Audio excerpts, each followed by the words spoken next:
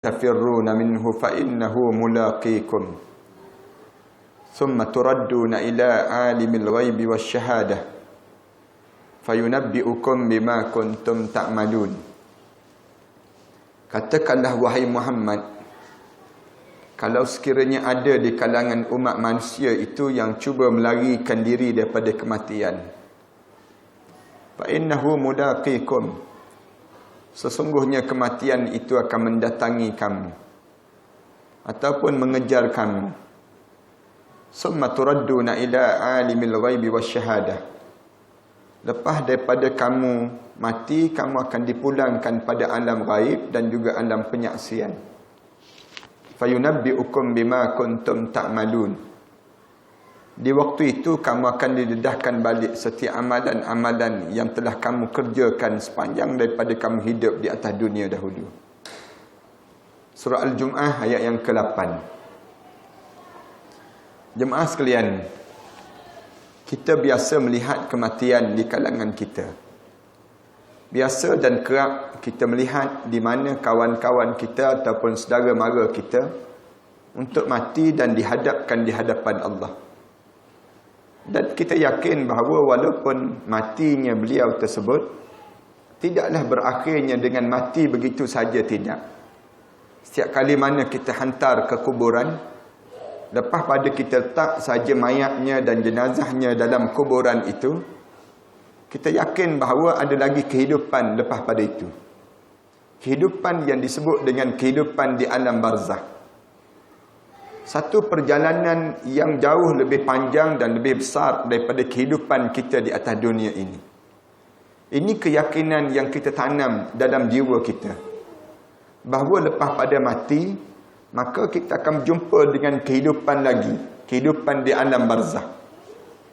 Cuma walaupun kita sebut kita yakin dan kita tahu perkara tersebut terjadi, ramai di kalangan kita masih lagi dalam keadaan tak bersiap pun untuk saat tersebut. Walaupun kita tahu bahawa kita ni akan mati dan kita akan menghadap depan Allah, tetapi dalam hidup kita, kita boleh bilang dengan jari orang yang hidup dalam keadaan dia bersiap untuk dia menghadap di hadapan Allah Subhanahu Wa Taala. Bukan kita saja yang tak bersiap, bahkan ramai lagi di kalangan kita yang masih lagi leka dan masih lagi cuai dalam perjalanan hidup. Ramai di kalangan kita yang mati dalam keadaan yang dia tak bersiap pun untuk saat kematiannya. Sehingga bila dia mati sahaja, dia masuk dalam kubur penuh kejutan-kejutan dalam perjalanan hidup dia akan datang nanti. Di antara benda yang kita tak bersiap, kita sebut ialah kita tidak ada ilmu terhadap bagaimana kita keseorangan di alam barzakh nanti. Kita tak tahu pun, yang kita tahu kita mati, kemudian orang timbus tanah di atas badan kita, kemudian lepas pada itu kita tak tahu apa keadaan yang akan berlaku lepas pada tersebut.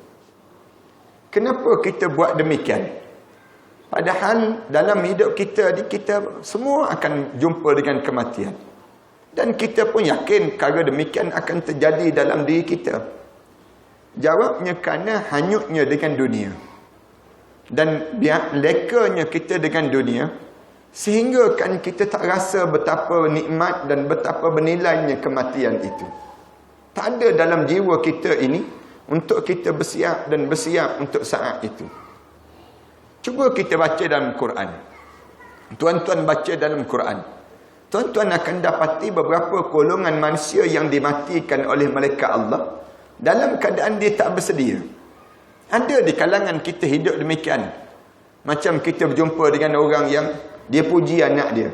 Ustaz, anak saya bagus Ustaz. Anak saya tak mencuri, tak menipu, tak mencuri, tak mengambil barang orang. Tapi anak saya pun tak sembahyang, tak tutup aurat disebut. Anak saya segala jenis tak. Dalam hidup dia disebut tak semua. Anak saya mencuri tak, menipu tak, zina tak, semayang pun tak disebut. Puasa pun tak. Orang yang jenis ni ada ke atas dunia? Ada. Orang yang hidup dalam keadaan yang dia memang dia tak mencuri, memang dia tak zina, memang dia tak minum arak, tapi dalam masa yang sama dia tak semayang. Dalam masa yang sama dia tak tutup aurat. Dalam masa yang sama, dia tak taat benda yang disuruh oleh Allah. Satu hari Allah matikan dia. Malaikat cabut nyawa dia. Ramai orang yang golongan ini. Golongan kita tak sangka. Kita kata nampak baik je dia. Tapi mati dia. Kita berjumpa dengan golongan yang demikian. Kita kata tak ada apa pun yang dia buat jahat. Tapi dia mati. Allah cerita dalam Quran, sekelompok yang mati sebegini. Allah gambarkan orang ni, orang yang hidup dalam keadaan buat zalim pada dirinya sendiri. Innal ladzina tawaffahumul malaikatu zalimi anfusihim. Orang yang dimatikan oleh malaikat Allah dalam keadaan dia buat zalim pada dirinya sendiri. Kita tanya balik, adakah orang yang hidup atas dunia ni buat zalim pada diri sendiri? Buat khianat pada sendiri? Ada. Dia tahu kena sembahyang tapi dia tinggal solat. Orang yang dia tahu kena tutup aurat tapi dia tak tutup aurat. Dia tahu malam ni malam Lailatul Qadar, dia tinggalkan, rugi pada dia. Dia tahu malam-malam sebegini, dia tahu ada majlis ilmu, dia tinggal majlis ilmu. Orang ni siapa? Orang ni orang yang zalim pada dirinya sendiri. Orang yang hidup dalam keadaan dia sedang buat khianat pada dirinya sendiri. Dia tak buat khianat pada orang pun. Mana dia buat khianat pada orang? Tapi dia sedang buat khianat pada diri sendiri. Siapa yang buat khianat pada diri sendiri? Orang yang dia hidup tapi dia tak boleh baca Quran. Dia mati dalam keadaan tak boleh baca Quran. Dia sedang buat khianat pada dirinya sendiri. Dia buat zalim pada diri sendiri. Saya biasa sebut di mana-mana pun. Kalau tuan-tuan tak boleh baca Quran, tuan-tuan pastikan diri tuan-tuan jangan bagi mati tuan-tuan. Kalau tuan-tuan mati dalam keadaan tuan-tuan tak boleh baca Quran, tuan-tuan masuk je dalam kubur, confirm tak lepas menghadap depan Allah. Masuk je tak percaya cuma mati. Nak sebut bagaimana kita sedang buat zalim pada diri sendiri. Bila kita mati, masuk dalam kubur, malaikat tanya terus. Quran boleh baca Quran? Bro, boleh baca bro? Quran boleh baca? Tanya orang perempuan, sis, boleh baca sis? Quran boleh baca? Tak boleh baca. Malaikat tanya balik, WhatsApp, boleh baca WhatsApp? WhatsApp boleh baca, Quran tak boleh baca. Kenapa kamu tak boleh baca Quran?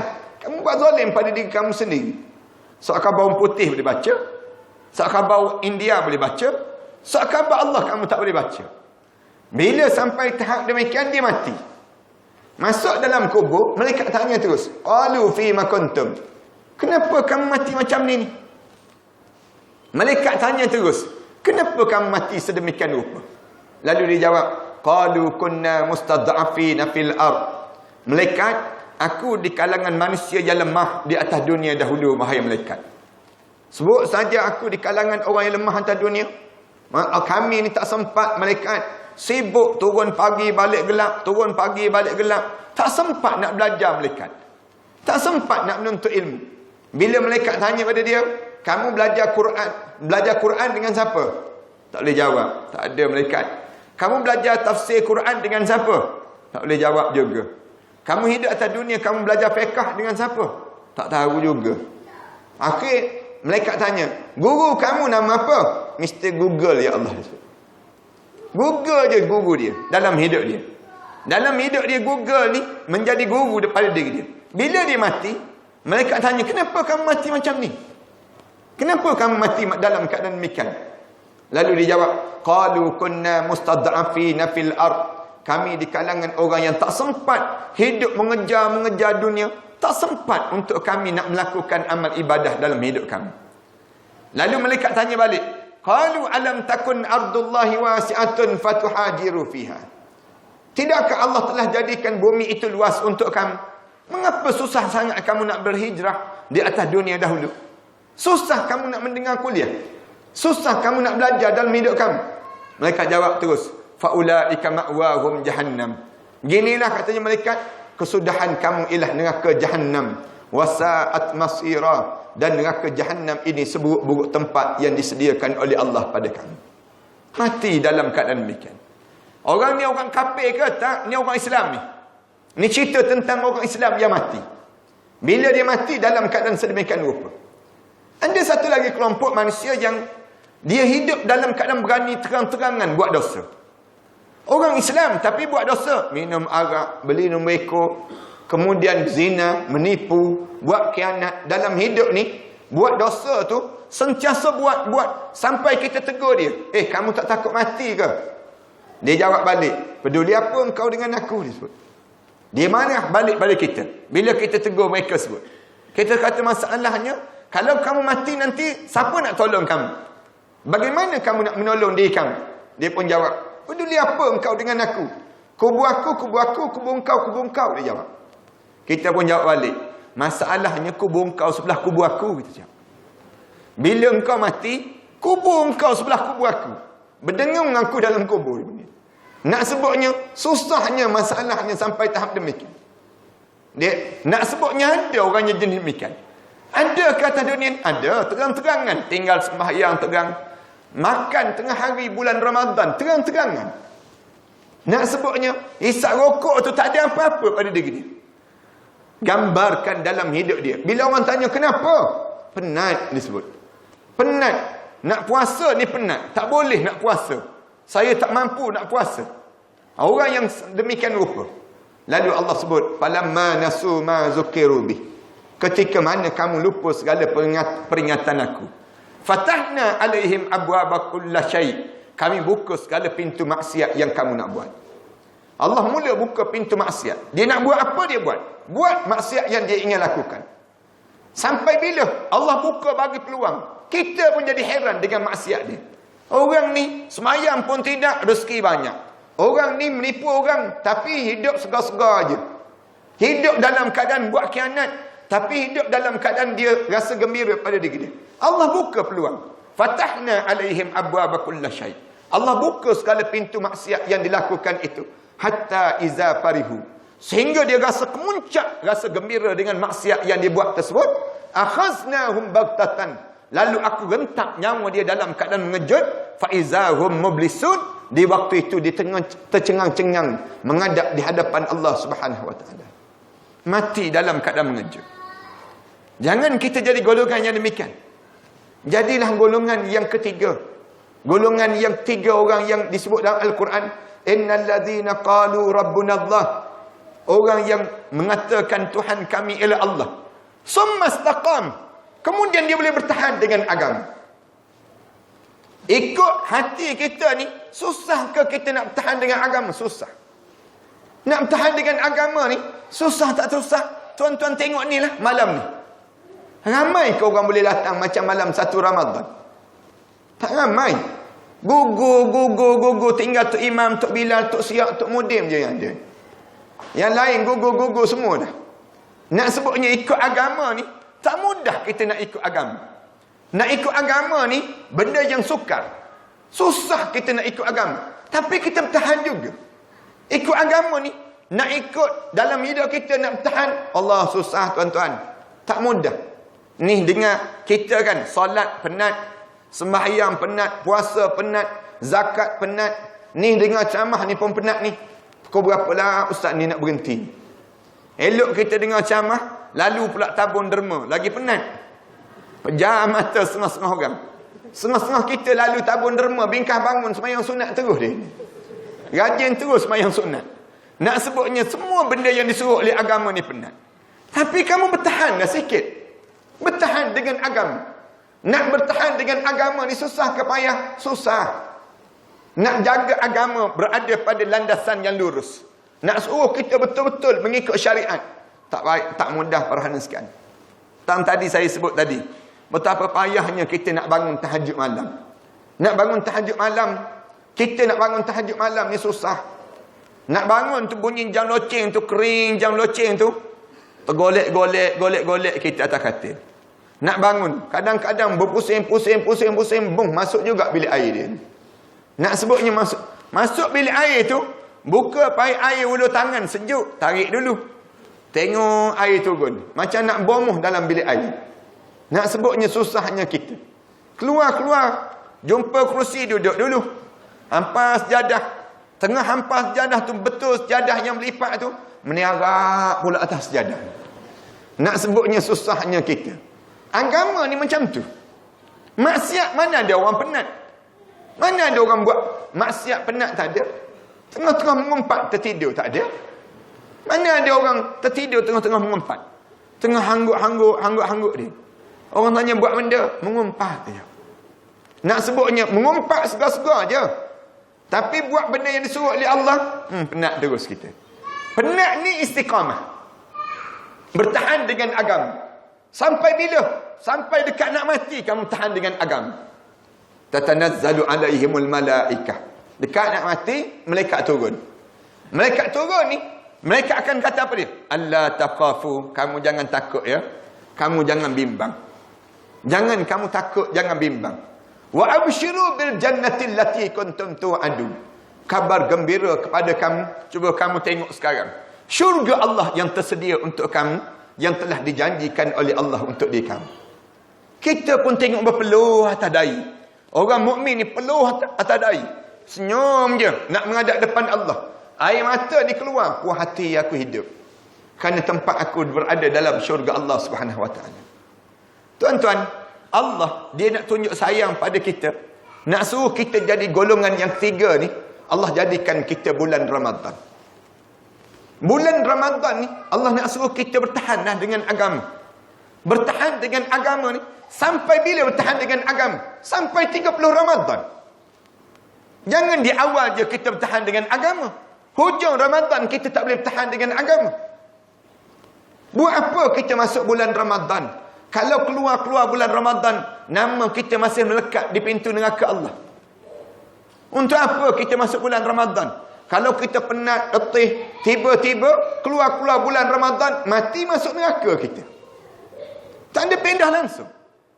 Biarlah kita masuk bulan Ramadan, orang panggil sampai ke titisan yang terakhir.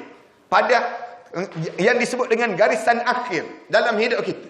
Kenapa? Allah nak suruh betulkan apa ni? Nak suruh hidup kita ni bengkak-bengkok. Hidup kita ni terserewing memanjang. Bila nak suruh betulkan balik? Ramadan. Nak suruh kamu betul dengan keadaan jelas. Masuk sampai peringkat di pintu. Waktu mana nyawa kita nak dicabut, kita bersama-sama dengan Islam. Jangan dekat nyawa nak dicabut, tiba-tiba agama kita tercampak keluar sama. Ramai mana yang tercampak tak boleh nak mengucap. Tak boleh nak mengucap. Dalam hadis Rasulullah sallallahu alaihi wasallam sebut, daripada 10,000 umat aku yang meninggal dunia, hanya seorang boleh mengucap 2 kalimah syahadah. 9,099 lagi, 9,999 lagi tak boleh nak mengucap. Kenapa tak boleh mengucap? Jawabnya terseleweng. Hidup ni terseleweng. Jalan ni sepatutnya kamu hidup di jalan yang lurus, jalan yang betul. Tiba-tiba kamu terseleweng. Bila kamu terseleweng dan terseleweng, macam mana kamu nak mengucap 2 kalimah syahadah dalam hidup kamu? Kita tanya balik, susah ke nak hidup di jalan yang lurus? Susah. Tak mudah berada pada jalan yang lurus. Jalan yang lurus ini jalan yang sukar untuk kita nak lalui dalam perjalanan hidup. Jalan yang paling senang, jalan bengkak-bengkok. Jalan bengkak-bengkok paling senang. Kita faham, jalan yang paling susah, jalan bengkak-bengkok. Jalan yang lurus, jalan senang untuk kita lalui. Tak. Agama sebut, jalan yang paling sukar untuk kamu nak lalui dalam hidup, lah jalan yang lurus. Susahnya nak lalu jalan yang lurus ini, sampai peringkat Allah suruh kita baca doa. Ihdinas siratal mustaqim. Ya Allah, tolong tunjukkanlah kami ke jalan yang lurus, ya Allah. Susahnya Allah nak suruh kita hidup di jalan yang lurus, sampai Allah turunkan Quran dalam bulan Ramadan. Inna hadzal Quran yahdi lillati hiya aqwam. Sungguhnya Al-Quran ini diturunkan untuk membetulkan jalan hidup kamu. Supaya jalan hidup kamu ni lurus. Bila sampai saat kamu mati dalam keadaan kamu beriman pada Allah Subhanahu wa taala. Nak mati beriman ni susah. Kita tanya jalan yang bengkak-bengkok tu jalan apa? Yang biasa kita terlibat dalam hidup kita. Ulama-ulama kata ada 3 tempat. Yang biasanya kita ni silap dalam hidup kita sebelum kita menghadap depan Allah. Apa dia yang silap? Yang pertama, kita silap pada pegangan dalam kehidupan. Keyakinan pada Allah tak ada dalam hidup. Kita tanya macam mana? Ramai mana di kalangan kita sebut, kita percaya pada Islam tapi kita tak beramal dengan Islam. Kita tak mampu nak beramal dengan Islam. Sebut, saya percaya pada Islam, Ustaz. Tapi bila orang kata, jom kita beramal dengan Islam. Oh, tak boleh. Kalau kita beramal dengan Islam, kita balik zaman unta, dia sebut demikian. Ramai di kalangan kita demikian kan. Bila kita sebut, betul kamu Islam? Ya betul. Habis tu mari ikut Quran. Jom kita ikut sunnah Rasulullah. Tak boleh Ustaz. Sunnah Rasulullah ni tak sesuai zaman sekarang. Sunnah Rasulullah sesuai zaman dahulu. Sunnah Rasulullah zaman kita tak boleh. Dia sebut demikian. Habis tu kamu kena ikut siapa? Ikut ajaran yang dibawa oleh Barat. Barat yang mengajar macam mana cara nak makan, macam mana cara nak berkeluarga, macam mana nak berekonomi, bagaimana cara keyakinan kita terhadap Islam menjadi pudar. Orang kita mana percaya pada Islam? Sebut je dia yakin Islam ni untuk sembahyang je. Bila kita kata jom kita ikut Islam dalam bidang sosial, tak boleh. Nanti kita jadi mundur, tak sama dengan Barat. Jom kita ikut Islam dengan yang disebut dengan ekonomi. Ekonomi tak boleh disebut.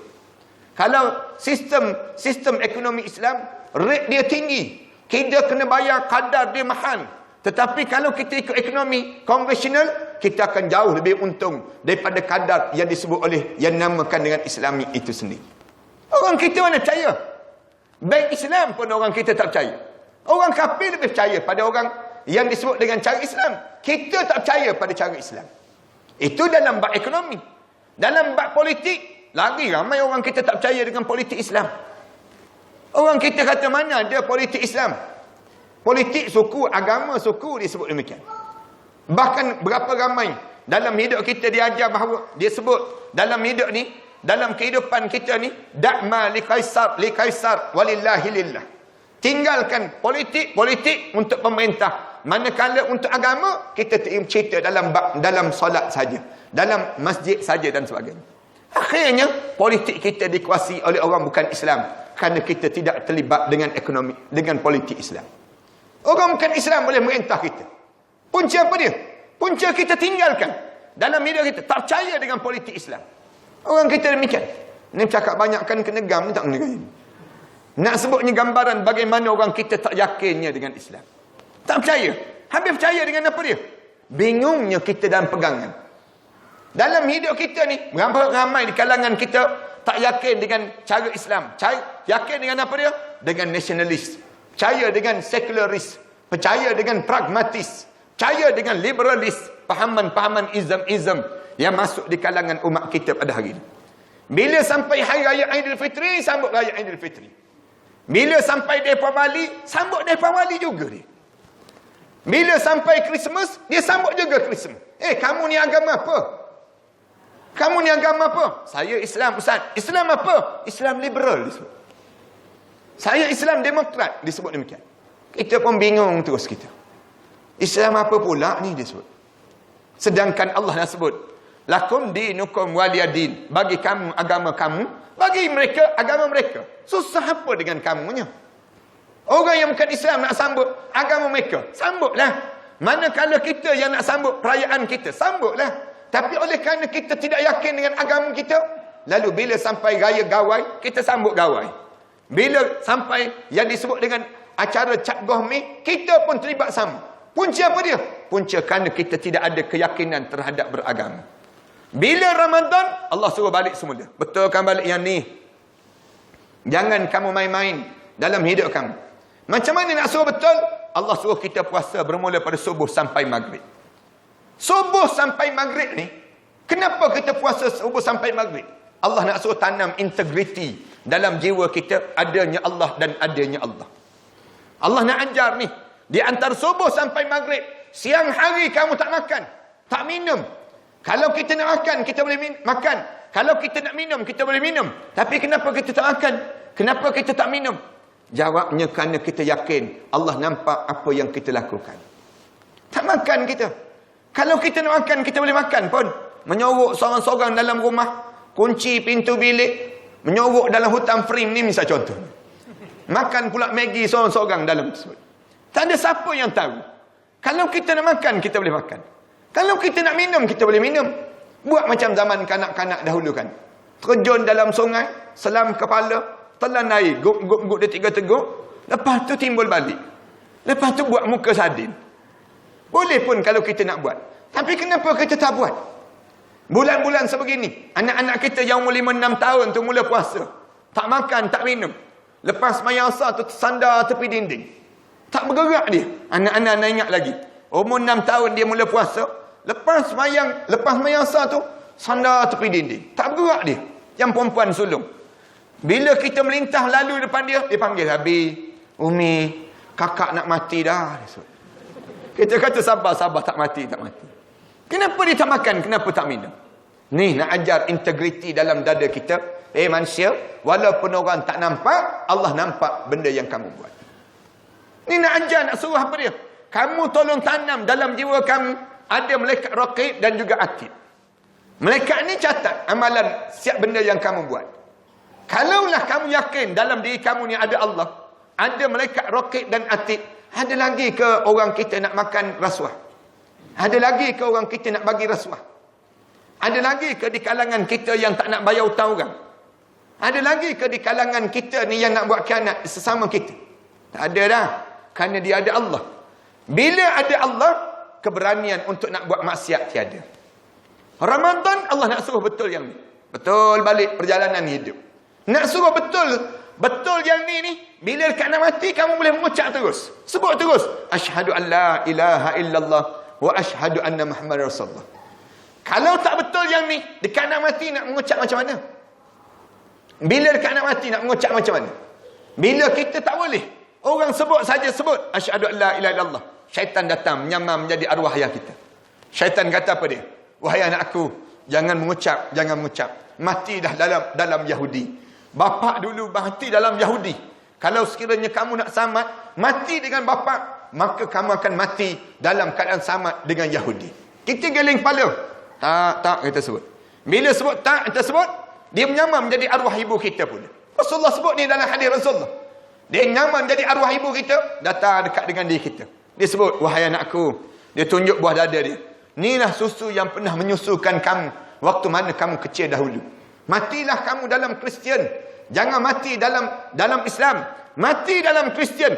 Ibu mati dalam Kristian. Kamu akan selamat bila kamu tidak mengucap. Kita dalam keadaan kebingungan. Mungkin dia tak sebut Yahudi. Tapi buatnya dia datang menyamar menjadi arwah ayah kita. Dia sebut apa dia? Matilah kamu dalam Islam liberal. Dia sebut demikian. Pening kepala kita. Jangan mati dalam Islam. Mati dalam Syiah. Dia sebut demikian. Mati dalam ajaran yang ni. Memang kita dalam keadaan demikian. Kita tak terucap dua kalimah syahadah dalam hidup kita. Yang ni yang pertama yang kita silap. Yang kedua, Allah suruh betulkan ibadah. Ibadah tolong betulkan. Ramadan ni perbetulkan ibadah. Allah nak suruh kita jaga ibadah. Nak suruh betulkan ibadah. Allah suruh kita puasa bermula pada subuh sampai maghrib. Kenapa subuh sampai maghrib? Kenapa kita tak puasa bermula pada zuhur sampai pada isyak? Kenapa kita tak puasa bermula pada asar sampai subuh besok? Kenapa mesti subuh sampai maghrib? Hanya dua waktu ini kebanyakan orang tinggal semayang. Subuh, ramai orang kita payah nak semayang subuh. Tuan-tuan nak jaga solat subuh berjemaah tak mudah tuan-tuan. Tuan-tuan nak jaga solat subuh berjemaah, sukar kita nak jaga solat subuh berjemaah. Terutama bagi orang lelaki, nak jaga solat subuh berjemaah. Penting ke tak penting jaga solat subuh berjemaah? Penting. Tapi oleh kerana kita terlampau tak boleh nak jaga solat subuh berjemaah. Payah kita nak jaga solat subuh berjemaah.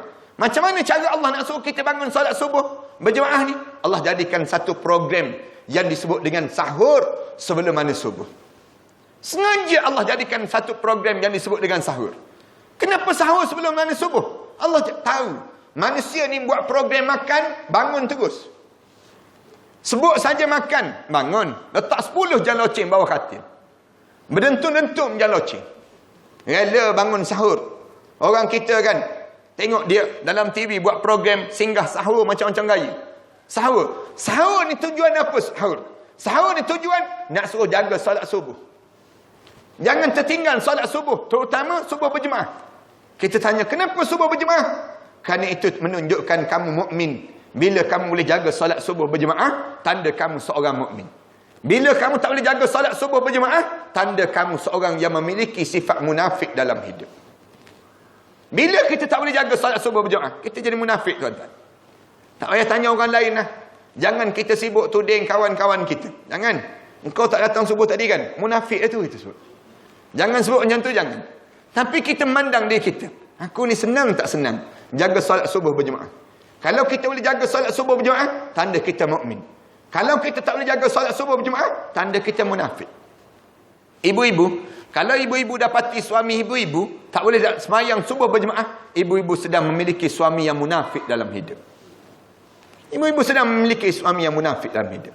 Tapi jangan sebut lagi pada suami kita malam ni, jangan sebut. Kan balik malam ni sebut terus. Bang, confirm dah munafik dah sebut. Saya baru belajar tadi je, abang memang salah seorang yang tak pergi. Jangan sebut lagi pada suami kita, diam-diam dulu. Faham-faham saja. Senang pada diri kita yang demikian. Nak jaga solat subuh pun tak boleh. Kamu nak jaga negara macam mana? Subuh pun tak terjaga. Nak jaga kerja. Kamu nak jaga kerja lebih daripada kamu jaga Allah. Subuh keutamaan dalam hidup. Nak jaga solat subuh pun kamu tak boleh. Kamu jaga apa dalam hidup kamu? Jaga nafsu lah tu. Nak jaga solat subuh berjemaah ni penting. Sampai Abdullah bin Maktum pun Rasulullah tak benarkan dia semayang kat rumah. Padahal dia seorang yang buta mata. Buta mata. Dia mengadu pada Rasulullah. Bila dia mengadu pada Rasulullah, ya Rasulullah, subuh-subuh ni kalau jengking banyak, ular pun banyak, tak ada orang yang nak hantar aku ke masjid, ya Rasulullah. Tiba-tiba, boleh tak aku dikecualikan daripada solat subuh berjemaah, ya Rasulullah? Rasulullah kata, ya. Oleh kerana demikian, kamu tak apalah. Rasulullah sebut demikian. Dia pun cepat-cepat berjalan, nak keluar. Bila nak keluar tu, berjalan nak keluar tu, Rasulullah panggil balik. Abdullah, datang balik. Dia pun datang balik. Rasulullah tanya, kamu tanya apa tadi? Aku nak semayang subuh dekat rumah. Tak boleh sebab mata aku tak nampak. Tak ada orang nak bawa aku. Kemudian aku pula ada ular, ada kala jengking. Banyak benda yang menyebabkan aku tak boleh datang, Rasulullah. Boleh tak aku tak datang, ya Rasulullah? Dia tanya balik soalan demikian. Rasulullah kata, Malaikat Jibril suruh aku tanya engkau, apakah kamu mendengar azan subuh ataupun tidak? Lalu dia jawab, ya. Bila dia jawab, ya, Rasulullah kata wajib kamu datang juga. Bila kamu dengar azan subuh. Bila kamu dengar azan subuh, kamu kena datang. Allah nak bentuk ibadah. Sebulan Allah nak jaga demikian. Jaga solat subuh berjemaah. Bulan Ramadan. Nak suruh jaga solat maghrib. Allah jadikan sekali lagi program berbuka puasa. Sekali lagi makan. Sebut makan balik awal bulan Ramadan. Balik awal duduk meja makan. Bulan-bulan lain mana pernah balik awal. Ramadan je balik awal. Balik awal, bagi tahu pada bos, balik awal sikit bos. Bos tanya kenapa balik awal? Ramadan ni Ramadan, tak faham-faham bos aku ni. Ramadan ni kena balik awal sikit. Bos kata kalau balik lewat tak boleh. Tak boleh bos, jam, tahu jam. Jam, semua balik awal duduk meja makan. Tunggu saat berbuka, kejap-kejap tengok jam, kejap-kejap tengok jam. Bulan yang paling kerap tengok jam, Ramadan. Ramadan ni kerap betul tengok jam. Nak sebutnya jaganya kita masa.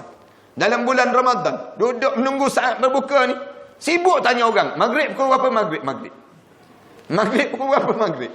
Tanya orang bulan Ramadan. Bulan lain tak pernah tanya maghrib pukul berapa. Bulan Ramadan siap buka TV, buka radio tu. Anak tolong jawab. Lambat lagi bah, ada 10 minit lagi katanya nak. 10 minit lagi, dia gaul nasi slow-slow dulu. Dia gaul dulu. Siap taruh kuah dulu, siap-siap semua dah. Golek kurma tersebut. 2-3 kali golek kurma. Nak betulkan nak senang makan ni.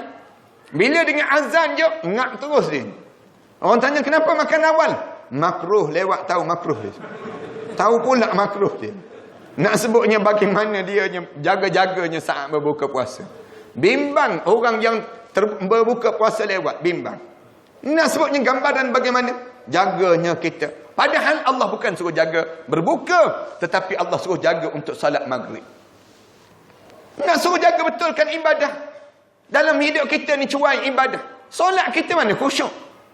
Sepatutnya lagi lama kita solat, lagi khusyuklah kita solat. Tapi pelik, lagi lama kita solat, lagi tak khusyuk solat kita. Pelik kita kan. Patutnya macam orang masak. Kalau biasa dah masak, lama-lama masak, lama-lama dia jadi pakar dalam masakan. Orang yang biasa mengukir, tiap-tiap hari dia ukir, lama-lama cantik ukiran dia. Orang yang biasa melukis, tiap-tiap hari dia melukis, lama-lama cantik lukisan dia. Kita ni setiap-tiap hari solat, tapi tak khusyuk-khusyuk solat kita. Kenapa? Kerana kita rasa dunia itu besar. Dunia ni besar. Bila angkat takbir je Allahu Akbar, mula Allahu Akbar je, masuk terus Giant. Keluar Giant, masuk Pak Hasan. keluar Pak Hasan, masuk Kamdar. Semua masuklah kita. Sedang-sedang bagi salam. Mula terkejut, kenapa cepat sangat solat hari ni? Dia tanya. Padahal dia dalam keadaan tak khusyuk solat. Nak sebutnya gambaran bagaimana songsangnya ibadah kita pada Allah. Allah nak suruh jaga ibadah, Allah suruh kita solat tarawih. Nak tarawih berapa rakaat, terpulang. Nak buat 8 rakaat, boleh. Kerana Rasulullah buat 8 rakaat. Nak buat 20 rakaat, boleh. Kerana Sayyidina Umar buat 20 rakaat. Nak buat 30 rakaat, boleh. Kerana Sayyidina Osman buat 30 rakaat. Nak buat 32 rakaat, boleh. Kerana Umar Abdul Aziz buat 32 rakaat. Semua boleh. Jangan berkelahi dalam bab ni. Orang Melayu kita sampai hari ni berkelahi lagi. Di masjid-masjid ada lagi geng 20 dengan geng 8 ni. Dah bergeng-geng dah di masjid. Nak sebutnya geng 8 satu puak, geng 20 satu puak. Sampai parking di masjid tu pun ada 2. Setengah-setengah masjid di Petaling Jaya, setengah-setengah masjid tu siap 2. Parking 20 sebelah kanan, parking 8 sebelah kiri. Nak sebutnya betapa kitanya sukanya, songsangnya dalam ibadah kita. Saya pergi satu masjid, bila naik atas masjid tu, satu peristiwa, naik atas masjid, bila tu cuit. Bila cuit, Ustaz, malam ni Ustaz tazkirah kan? Anak kata, ya, giliran saya. Ustaz tazkirah malam ni, Ustaz bantai sikit geng-geng 8 tu, Ustaz. Sedap dia sebutnya. Kenapa kena bantai geng-geng 8, kita tanya. Yelah, geng-geng 8 ni habis je 8 rakaat, balik terus, Ustaz. Anak kata, eloklah dia balik, apa masalahnya? Alah, Ustaz, kalau dia balik terus, apa juga, Ustaz? Dia sapu habis more-more yang ada ni, Ustaz. Dah kita geng-geng 20 tak khusyuk semayang dia. Teringat habis more, habis. Habis jendol kat belakang tu, habis. Nak sebutnya yang tu yang kita silap. Jangan. Bila kita berRamadan ni, nak suruh betulkan ibadah pada kita. Sebab tu tarawih. Tarawih ni lagi hujung Ramadan, lagi jangan tinggal. Tuan-tuan jangan tinggal, tuan-tuan. Ada baki 4 hari, 5 hari ni, tuan-tuan jangan termasuk di kalangan orang yang tinggal malam-malam Ramadan dengan tarawih. Jangan tertinggal. Kita jangan termasuk demikian. Kita kena pastikan, lagi hujung lagi ramai. Lagi hujung lagi ramai. Ni patutnya kita lakukan. Buatlah program macam-macam gaya pun. Biar lama sikit di masjid. Duduk lama sikit di masjid. Kenapa? Mungkin ini Ramadan yang terakhir dalam hidup kita. Kita ni kan, kalau kita tahu ni Ramadan yang terakhir dalam hidup, takkan kita nak balik lagi ke rumah kita. Duduk je dalam masjid ni. Niat je intikaf manjang. Rasulullah start daripada malam 21 Ramadan, Rasulullah tinggal di masjid, tidur di masjid, sampai peringkat Rasulullah tak balik-balik lagi ke rumah. Sampailah pada malam hari raya. Kita tak tiap-tiap malam balik ke rumah. Bulan 21 Ramadan ada, 22 Ramadan ada kat rumah. Kita ni kalut nak balik ke rumah. Zaman kita ni lagi teruk diuji dengan ujian bola. Nak balik ke rumah nak tengok bola. Nak tengok bola je. Bola tu 90 minit tengok bola. Masuknya sebiji je. Kalau masuk 90 biji, tahan juga. Tengok lama, sebiji je masuk. Kadang-kadang 2 biji. Kadang-kadang tak masuk langsung. Lamanya. Kalau begitu, baik tunggu berita je. Tengok berita, bola masuk gol terus. Tak lama sangat dia panggil. Ni kadang-kadang kita menunggu lama je tengok. Nak tengok bola, menang ke tak menang. Orang kita kadang-kadang habis masa dalam keadaan demikian. Solatlah tarawih lama sikit. Sembahyang tarawih ni, nak buat 8 boleh. Rasulullah buat 8. Tapi 8 Rasulullah pun menjelang subuh baru habis solat tarawih Rasulullah. Tuan-tuan baca dalam hadis Rasulullah cerita tentang bagaimana solat tarawih Rasulullah. Malam ni kita buat 8 ni. Habis awal ni, pukul 8, pukul 10 dah habis dah. Kira-kira memang cepat dah kita. Rasulullah, solat tarawih Rasulullah. Huzaifah cerita satu malam aku solat dengan Rasulullah. Di rakaat yang pertama, aku solat dengan Rasulullah. Rasulullah baca surah Al-Baqarah. Baca surah Al-Baqarah, aku dengar saja surah Al-Baqarah, aku jangka 100 ayat mesti Rasulullah rukuk. Tak, Rasulullah bagi habis 286 ayat tersebut. Habis 286 ayat tersebut, aku ingat mesti Rasulullah rukuk. Tak, Rasulullah sambung surah An-Nisa pula. Habis surah An-Nisa, aku ingat Rasulullah rukuk. Tak, Rasulullah ulang balik baca surah Al-Imran. Habis surah Al-Imran, barulah Rasulullah rukuk.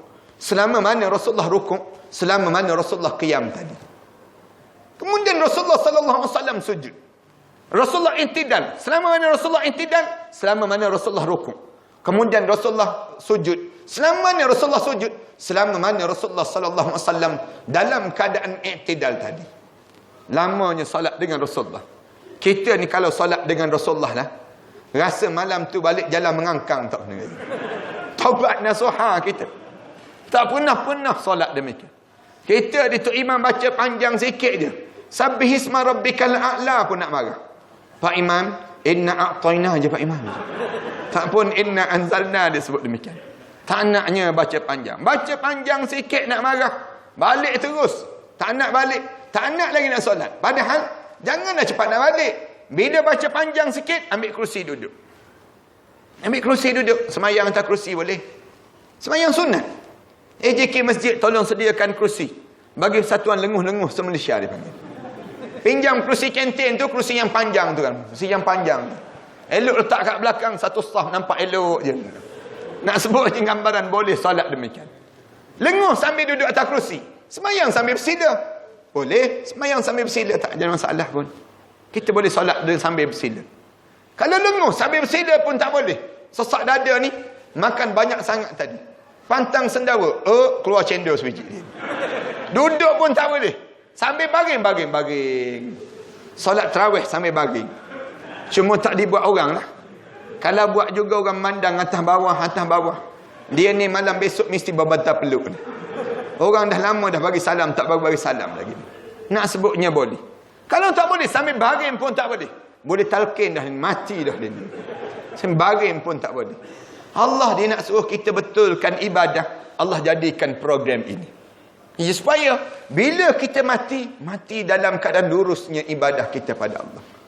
Dan yang ketiga, tolong betulkan dalam bulan sebegini, nak suruh kita ni dekat dengan kematian kita, menjadi golongan yang ketiga tadi, kita sampai turun melekat pujuk kita dan sebagainya, jaga yang disebut dengan akhlak. Akhlak tolong jaga. Apa dia tanda kita berakhlak? Bila kita dah banyak bertaubat pada Allah. Itu tanda kita sedang berakhlak. Bila kita tak bertaubat pada Allah, tanda kita tak ada akhlak. Banyakkan kita taubat. Hujung Ramadan macam ni, kalau kita solat dengan Rasulullah, dengar di kalangan para alim ulama, esakan dan tangisan je.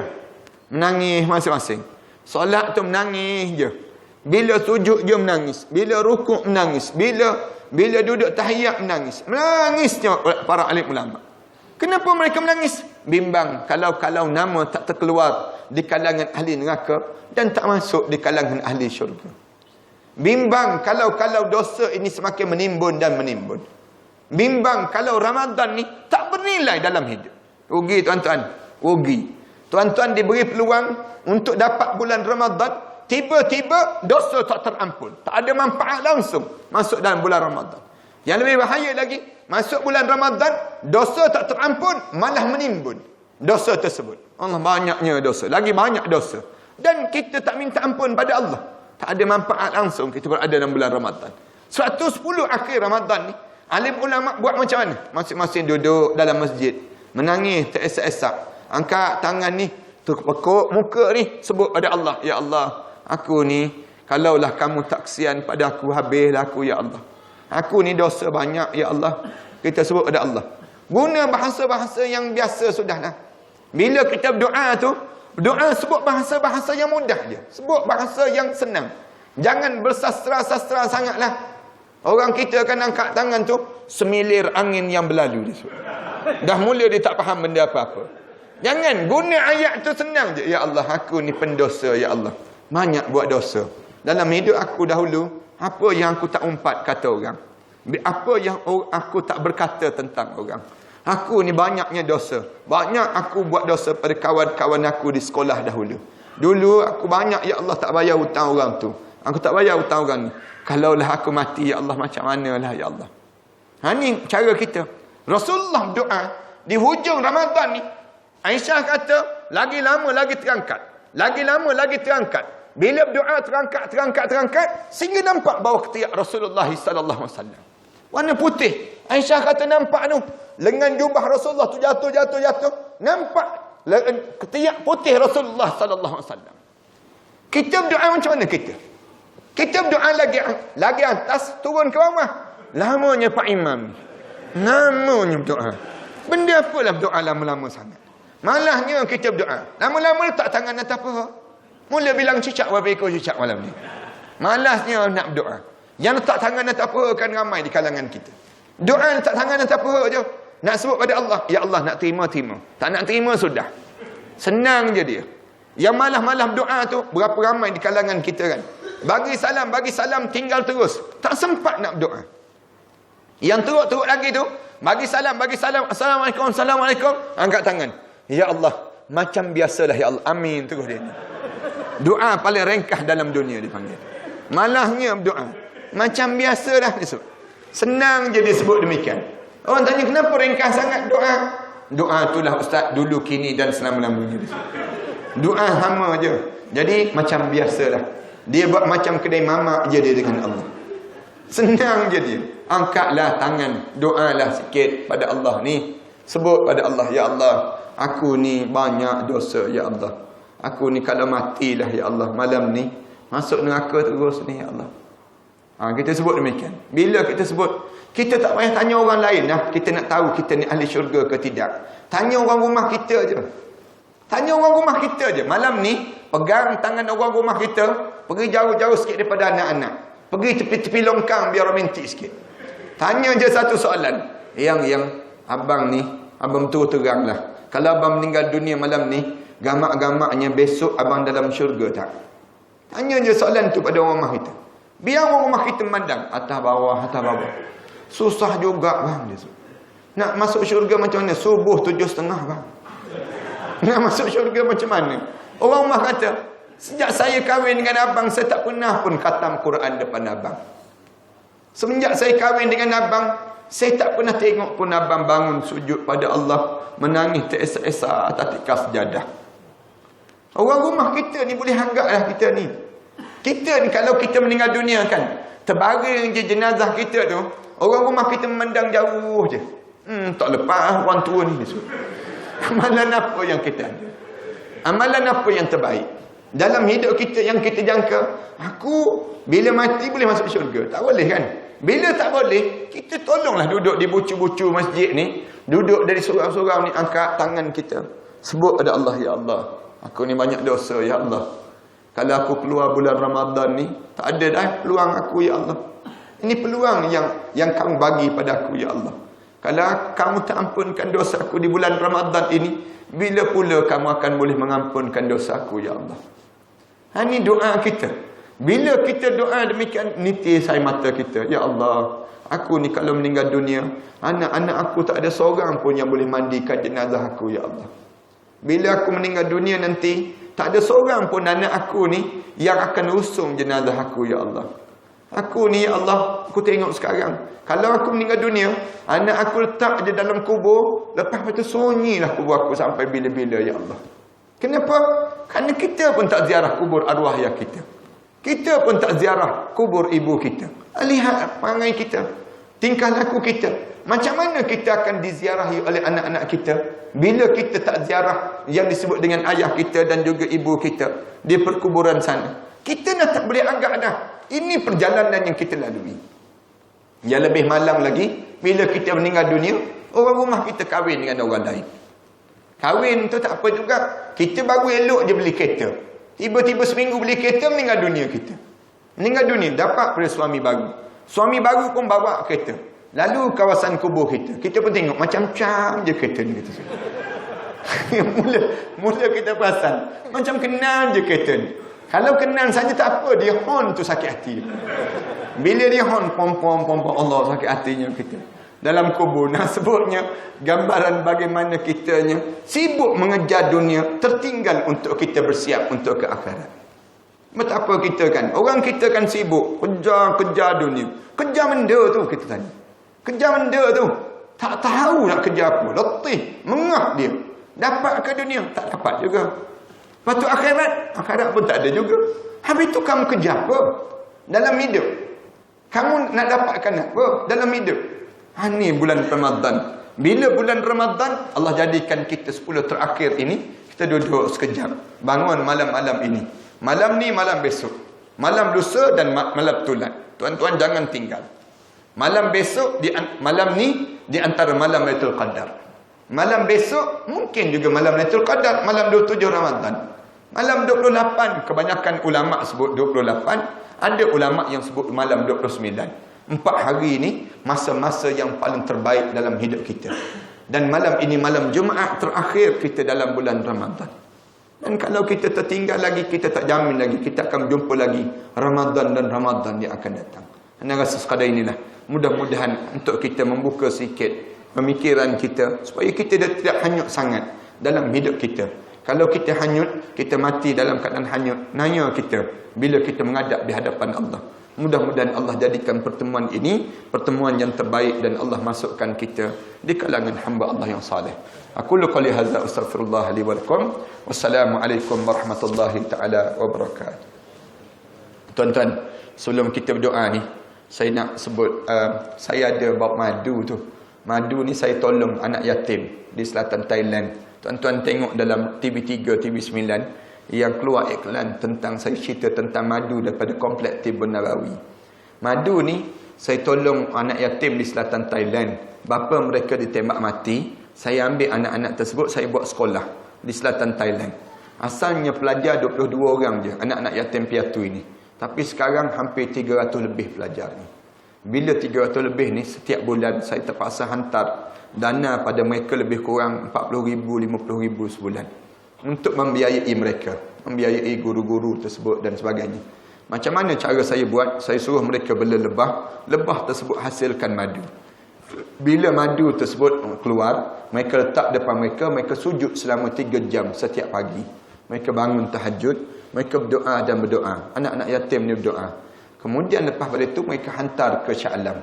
Madu tersebut saya gunakan untuk perubatan Islam. Orang yang kena sihir, saya kata minum air madu. Minum tu muntah, keluar benda-benda yang pelik. Ada yang kena, yang disebut dengan kanser, penyakit kanser. Dia buat amalan madu ni, makan madu, Allah sembuhkan penyakit dia. Kemudian ada yang kena batu karang teruk, dia minum air madu ni, keluar batu karang dia. Saya pernah sekali dalam hidup saya kena batu karang. Bila keluar bulan Ramadan, saya terkena batu karang kerana kurang air dalam badan kita, lalu menyebabkan berlakunya batu karang. Bila berlaku batu karang tersebut, saya minum air madu, alhamdulillah keluar batu karang tersebut. Ni kemudian ada yang kena kencing manis teruk, dia buat amal dengan madu, turun kadar gula dalam darah dia. Betul lah dalam hadis Rasulullah sebut alaikum bil asal. Biasakan hidup kamu dengan makan madu, kata Rasulullah. Makan madu ya, bukan bermadu, makan madu panggil. Inilah satu-satu madu yang kita berbalik ke rumah, orang rumah senyum je. Berbalik madu satu lagi, belakang parang lah jawapan dia. Madu satu lagi langsung. Nak sebutnya, cuma ibu-ibu ambil madu ni, ibu-ibu kacau dengan air suam. Kacau je. Kemudian letak dalam peti ais. Kemudian bila saat bersahur ataupun waktu mana berbuka puasa, hidangkan pada keluarga masing-masing. Minum air madu ini sendiri. Rasulullah kata, kalau kalian ingin rasa nikmatnya air dalam syurga Allah, di dunia ini lagi, minumlah air madu yang disejukkan, kata Rasulullah. Bila kita minum air madu yang disejukkan, kita rasa nikmat yang tak terhingga. Ini Allah bagi kelebihan lah. Kalau kita nak rasa bagaimana air dalam syurga Allah, di dunia ini lagi. Ada baki lagi 2-3-4 hari ni, tuan-tuan cuba buat amalan dengan minum air madu. Mudah-mudahan kita sahur kita, ataupun waktu berbuka kita rasa nikmat yang tak terhingga yang Allah kurniakan. Demikian. Yang kedua, kalau tuan-tuan tak nak madu tu pun, tuan-tuan ambil pamphlet nanti. Pamphlet tersebut saya sedang bina sekolah tahfiz di Shah Alam, kemudian di Langkawi, kemudian di Pahang, di Jerantuk Pahang, kemudian sama juga di satu lagi di Kelantan. 4 buah sekolah di bawah jagaan saya. Sekolah untuk anak-anak yatim, orang miskin dan sebagainya. Termasuklah ada di kalangan sahabat-sahabat kita jemaah yang dihantar anak-anak mereka tersebut. Jadi saya bangunkan sekolah-sekolah tersebut. Saya sedang mencari wakaf. Kalau siapa yang nak mewakafkan untuk arwah ayah, arwah mak, ambil je pamphlet tersebut, kemudian bank-inkan saja. Berbalik nanti ke rumah pamphlet ni, kemudian semayang sunat istikharah, tanya diri, nak derma ke tak derma, nak derma ke tak derma. Senang cerita ni. Lepas tu jumpa dengan Maybank, jumpa dengan bank Islam, derma lah, senang cerita ni. Ambil peluang pada malam besok, ataupun malam 29, ataupun bila-bila peluang yang kita ada bulan Ramadan ini, untuk menambahkan lagi ganjaran di sisi Allah. Bismillahirrahmanirrahim. Alhamdulillahirabbil alamin, wassalatu wassalamu ala rasul amin. وعلى آله وصحبه أجمعين. ربنا افتح بيننا وبين قومنا بالحق وأنت خير الفاتحين. ربنا ظلمنا أنفسنا وإن لم تغفر لنا وترحمنا لنكون من الخاسرين.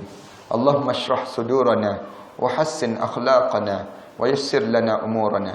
Ya Allah, ya Tuhan kami, ampunkanlah dosa-dosa kami, ya Allah. Dosa besar kami dan dosa kecil kami, ya Allah. Dosa yang sengaja dan dosa yang tidak sengaja kami lakukan, ya Allah. Ya Allah, jadikanlah Ramadan ini Ramadan yang terbaik dalam hidup kami, ya Allah. Kamu pilihlah kami, ya Allah, untuk dibelah kasihankan oleh kamu, ya Allah. Rahmatilah dalam hidup kami ini, ya Allah. Panjangkanlah umur kami dalam keredaan kamu, ya Allah. Ya Allah, kami mengakui, ya Allah, kamilah di antara suami-suami yang pernah melakukan khianat dalam rumah tangga kami, ya Allah. Kami mengakui, ya Allah, kamilah isteri-isteri yang sentiasa khianat dalam rumah tangga kami, ya Allah. Kami mengakui, ya Allah, kami cuai dalam melaksanakan tanggungjawab kami, ya Allah. Kami mengakui, ya Allah, adanya kelemahan diri kami sebelum daripada ini, ya Allah. Kami pohon pada kamu, ya Allah, kelemahan itu tidak dijadikan penyebab untuk kami dihumban ke dalam neraka kamu, ya Allah. Jadikanlah kelemahan itu satu kekuatan untuk memudahkan kami memasuki syurga kamu pula, ya Allah. Ya Allah, ya Tuhan kami pohon pada kamu, ya Allah. Apa yang pernah dipohon oleh Nabi kami Muhammad sallallahu alaihi wasallam. Jauhkanlah kami, ya Allah, daripada apa yang minta dijauhi oleh Nabi kami Muhammad sallallahu alaihi wasallam. Ya Allah, ya Tuhan kami mengakui, ya Allah, kamilah anak-anak yang sering cuai terhadap tanggungjawab kepada ibu bapa kami, ya Allah. Khususnya bapa kami, ya Allah. Kami memahami perjalanan hidupnya, ya Allah. Di saat ini, ya Allah, tiada lagi kata-kata bapa kami, ya Allah. Ia terbaring kaku di kuburan sana, ya Allah. Di saat kami menadah tangan ini, ya Allah, rahmatilah pada arwah ayah kami, ya Allah. Jadikanlah kuburnya di antara taman-taman syurga, ya Allah. Jangan kamu jadikan kuburnya di antara kawah-kawah neraka, ya Allah. Saat Ramadan sebegini, ya Allah, kerinduan itu menerpa kembali dalam hidup kami, ya Allah.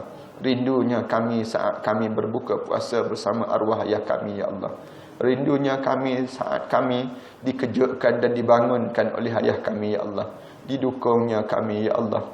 Diusapnya kepala kami, ya Allah. Di saat itu, ya Allah, ayah kami berdoa dan berdoa untuk kami, ya Allah, agar kami menjadi anak-anak yang saleh, ya Allah. Ya Allah, betapa rindunya kami padanya, ya Allah. Sayangnya, ya Allah, ayah kami terbaring kaku di kuburan sana, ya Allah. Jadikanlah kuburnya di antara taman-taman syurga, ya Allah. Jangan kamu jadikan kuburnya di antara kawah-kawah neraka, ya Allah. Ya Allah, ya Tuhan kami merindui saat-saat kami bergurau senda di belakangnya, ya Allah. Kami tidur dan baring di atas pahanya, ya Allah, memeluk ayah kami, ya Allah.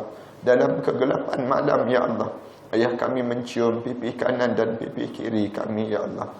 Ya Allah, kerinduan itu datang lagi, ya Allah. Datang di jiwa kami ini, ya Allah. Sama dengan arwah ayah kami, ya Allah. Ya Allah, ya Tuhan kami, jadikanlah keampunan dosa kami terhadapnya, ya Allah. Ampunkanlah kesilapan kami padanya, ya Allah. Ketemukanlah kami dengan arwah ayah kami di Illiyin, ya Allah. Jangan kamu campakkan kami ke sijin, ya Allah. Ya Allah, ya Tuhan kami, ampunkanlah dosa kami terhadap ibu kami pula, ya Allah. Kami, ya Allah, pernah bercakap kasar di hadapan ibu kami, ya Allah. Kami pernah menengking kata-kata ibu kami, ya Allah. Kami satu ketika dahulu, ya Allah, pernah mengguriskan hati ibu kami, ya Allah. Mengalir lesu air matanya di pipinya, ya Allah. Diusap di pipinya itu, ya Allah. Ibu kami, ya Allah, tersandar di dinding itu, ya Allah. Melihat perilaku kami, ya Allah. Betapa kami, ya Allah, dalam keadaan melakukan kesilapan pada ibu kami, ya Allah. Kami tahu, ya Allah, ibu kami menyayangi kami, ya Allah. Ibu kami, ya Allah, mendukungnya kami, ya Allah, ke hulu dan ke hilir, ya Allah. Membesar kami di atas dukungannya itu, ya Allah. Penat yang tak terkata tangannya, ya Allah. Seringkali tangannya itu, ya Allah, dibetul-betulkan saja, ya Allah. Saat mana mendukungkan kami ini, ya Allah. Ibu kami, ya Allah, seringkali saja tertidur di atas pangkin itu, ya Allah. Menunggu saat kami menghabiskan pengajian kami, ya Allah. Mencium pipi kanan dan pipi kiri kami, ya Allah. Dalam kelenaan malam yang panjang itu, ya Allah. Ya Allah, ya Tuhan kami. Ya Allah, ya Tuhan kami, ibu kami, ya Allah, berhutang keliling pinggang, ya Allah, untuk membesarkan kami, ya Allah. Ibu kami, ya Allah, menyiapkan saat terindah dalam hidup kami, dilangsungkan perkahwinan kami, ya Allah. Ibu kami, ya Allah, bersengkang mata, ya Allah, menunggu siapnya mempelai tempat perkahwinan kami, ya Allah. Tersenyum indah saat mana kami melangsungkan perkahwinan, ya Allah. Ibu kami, ya Allah, datang dan menolong pasangan hidup kami, ya Allah. Saat mana pasangan kami melahirkan zuriat, ya Allah, diciumnya cucunya itu, ya Allah, dipeluk dan dipeluknya cucunya itu, ya Allah. Ampunkanlah dosa kami terhadap ibu kami, ya Allah. Ampunkanlah dosa kami terhadap ibu kami, ya Allah. Ya Allah, kerana dosa-dosa inikah, ya Allah, yang menyebabkan hati kami menjadi keras, ya Allah. Kerana dosa-dosa inikah, ya Allah, yang menyebabkan hilangnya rahmat kamu untuk kami, ya Allah. Kerana dosa-dosa inikah, ya Allah, yang menyebabkan sukarnya untuk kami khusyuk dalam ibadah kami, ya Allah.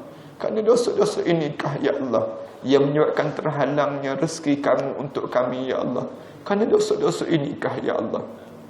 Ya Allah, seburuk mana pun kami, ya Allah, sekeji mana pun kami, ya Allah, sejahat mana pun kami, ya Allah, sekelam mana pun pengalaman perjalanan hidup kami ini, ya Allah, pandanglah kami dengan pandangan rahmat kamu, ya Allah. Tidakkah kamu seringkali mengulangi pada kami, ya Allah, betapa pemurahnya kamu pada kami, ya Allah. Allahumma innaka afuwun karimun tuhibbul afwa fa'fu anna. Ya Allah, tidakkah kamu pemilik kemaafan, ya Allah, suka memaafkan kesilapan hamba-hamba. Pilihlah kami untuk dimaafkan kesilapan kami yang lalu, ya Allah. Pilihlah kami, ya Allah. Pilihlah kami, ya Allah. Pilihlah kami, ya Allah. Kerana dosa-dosa kami itu, ya Allah, ampunkanlah dosa kami, ya Allah. Ampunkanlah kesilapan kami, ya Allah. Ya Allah, izinkan kami mengadu tentang anak-anak kami, ya Allah, yang membesar, ya Allah, dalam keadaan sukar untuk mendapat cahaya hidayah kamu, ya Allah. Jadikanlah hati anak kami, ya Allah, anak-anak yang disayangi di sisi kamu, ya Allah. Ya Allah, kurniakanlah kebaikan kamu untuk anak kami, ya Allah, sehingga cemerlang dalam pelajarannya, ya Allah, menjadikan dia di kalangan anak-anak yang saleh, ya Allah. Rabbana alaika tawakkalna wa ilaika anabna wa ilaikal masir. Rabbana ja'alna muqimas salah wa min dzurriyyatina rabbana wa taqabbal du'a. Rabbana atina fid dunya hasanah wa fil akhirati hasanah wa qina adzaban nar. Sallallahu ala Muhammad wa ala alihi wa sahbihi wa sallam. Walhamdulillahirabbil alamin.